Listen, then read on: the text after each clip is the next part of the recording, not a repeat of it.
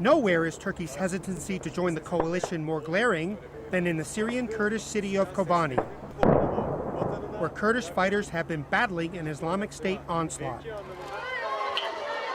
Kurds in Turkey have pleaded with Ankara to intervene militarily to prevent the militants from capturing the city on the Syrian-Turkish border.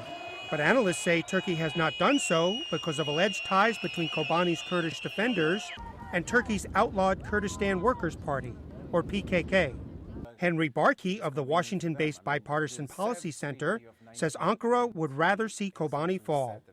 During a panel discussion, Barkey said the emergence of an independent Kurdish region in northern Syria could push the PKK to ask for a similar power-sharing deal. For the Turks, strategically, especially at the time when they are in negotiations with the PKK and Öcalan in some kind of solution to the Turkish-Kurdish problem, the emergence of another autonomous region in northern Syria is too much to bear strategically.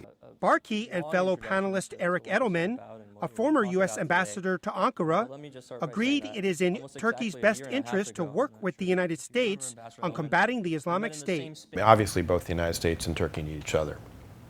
That, I think, goes without saying. The disconnect in U.S.-Turkish priorities has contributed to miscommunication between the two countries. Recently, they differed publicly whether a deal had been reached for the U.S. to use the Incirlik air base in southern Turkey for offensive operations against Islamic State fighters. U.S. National Security Advisor Susan Rice announced a deal, but Turkey said not so fast.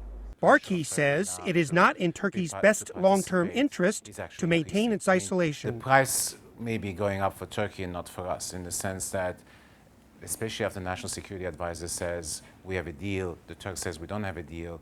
That's not how you make friends in Washington and certainly in the White House. I mean, I think the fact that the Turks will find that their being on the outside is very uncomfortable. Retired U.S. General John Allen, the Obama administration's envoy to the coalition against the Islamic State, is helping coordinate what the partners will contribute to the mission. Edelman says General Allen will find the Turks will want commitments from Washington. Turkey does have some concerns that it doesn't feel are being addressed by the United States, so it stands to reason they would want to get certain kinds of commitments about what the U.S. is or isn't willing to do before it determines what it, for its part, might be willing to do. Among the commitments, Turkey wants the U.S. to declare a no-fly zone in northern Syria near the Turkish border to create a safe haven for moderate rebels fighting the Syrian government. Mike Richman, VOA News, Washington.